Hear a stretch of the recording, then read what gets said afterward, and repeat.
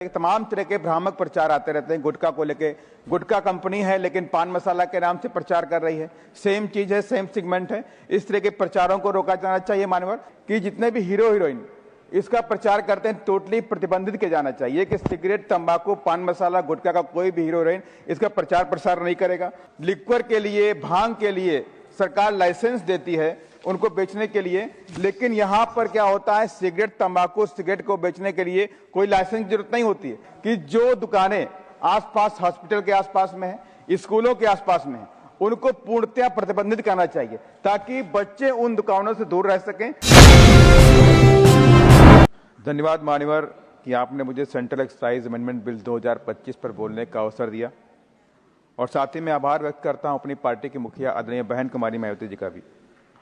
मान्यवर, इस बिल के अनुसार तंबाकू, सिगरेट, गुटखा आदि पर 70% तक का टैक्स है, और कुछ जो उनकी लंबाई के अनुसार सरकार ने 5200 रुपये प्रति हजार, 7000 प्रति हजार के हिसाब से 2700 रुपये प्रति हजार पीसेस के हिसाब से टैक्स लगाने का काम किया है, और एक सराहनीय कदम है। और मैं तो ये चाहूँगा सरकार 70% तो छोड़ दे, 100% करना चाहिए, और जो 5200 रुपये, 7000, 6500 रुपये रखा है इसको और बढ़ा करके 100% तक लेके आना चाहिए, ताकि देश के अंदर इसके प्रति जो लगाव है गुटखा को लेके, सिगरेट को लेके, तंबाकू को लेकर के, इससे खत्म किया जाए। और कहीं ना कहीं से सरकार की भी मंशा रही है कि इस तरह के कदम उठाने से जो डिपेंडेंसी बढ़ रही है, सिगरेट पे बढ़ रही है, जो गुटखा पे बढ़ रही है, तंबाकू पे बढ़ रही है, उसे कम किया जा सके।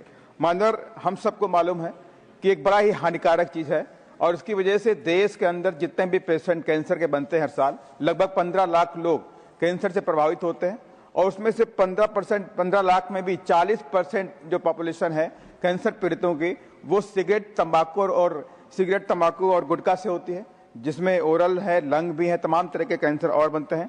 तो इसको रोकने के लिए भी एक प्रभावी कदम के लिए निश्चित जरूरत है। यहाँ पर मान्यवर, मैं आपसे ये भी कहना चाहता हूँ, मैं आपके माध्यम से सरकार से कहना चाहता हूँ कि तमाम तरह के प्रचार, अभी हमारे संजय सेठ जी भी कह रहे थे कि तमाम तरह के भ्रामक प्रचार आते रहते हैं गुटखा को लेके।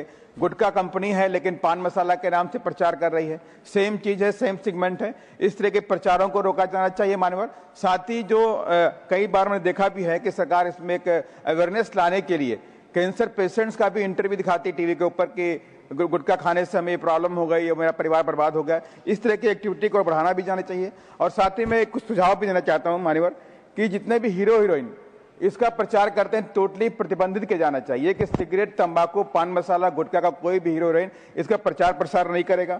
और साथ ही मानवर, मैं आपसे कहना चाहता हूं सरकार से आपके माध्यम से कि जब लिक्वर के लिए, भांग के लिए सरकार लाइसेंस देती है उनको बेचने के लिए, लेकिन यहां पर क्या होता है, सिगरेट, तंबाकू, सिगरेट को बेचने के लिए कोई लाइसेंस की जरूरत नहीं होती है। अगर आप इस पर भी लाइसेंस की व्यवस्था कर दें कि सेंट्रल एक्साइज डिपार्टमेंट उनको लाइसेंस देगा तभी वो उसको बेच सकते हैं, अदरवाइज उसको नहीं बेच सकते। तो 100% इस पर जो हमारे प्रभावित हो रहे हैं लोग, युवा प्रभावित हो रहे हैं, बुजुर्ग प्रभावित हो रहे हैं, कैंसर जैसी बीमारियां हो रही हैं, उस पर काफी रोक लगने का भी काम करेंगे। और साथ ही मैं आपके माध्यम से सरकार से भी कहना चाहता हूं मान्यवर कि जो दुकानें आसपास हॉस्पिटल के आसपास में है, स्कूलों के आसपास में है, उनको पूर्णतया प्रतिबंधित करना चाहिए ताकि बच्चे उन दुकानों से दूर रह सकें। बच्चे निकलते हैं, गुटखा खा रहे हैं, सिगरेट पी रहे हैं, ये सब बंद होना चाहिए। कहीं ना कहीं से हमारे देश का जो नौजवान है, हमारे देश का आने वाला जो जनरेशन है, उससे प्रभावित ना हो सके। मतलब इसको लेकर के मैं आपसे कहना चाहता हूं, इस सिस्टम को प्रभावी रूप से लागू किया जाए, और सिगरेट, तंबाकू और गुटखा जैसी जो चीजें हैं इनको बिना लाइसेंस को उपलब्ध ना किया जाए, लाइसेंस जारी किया जाए तभी कोई व्यक्ति इनको बेच सके। धन्यवाद। जय भीम, जय भारत।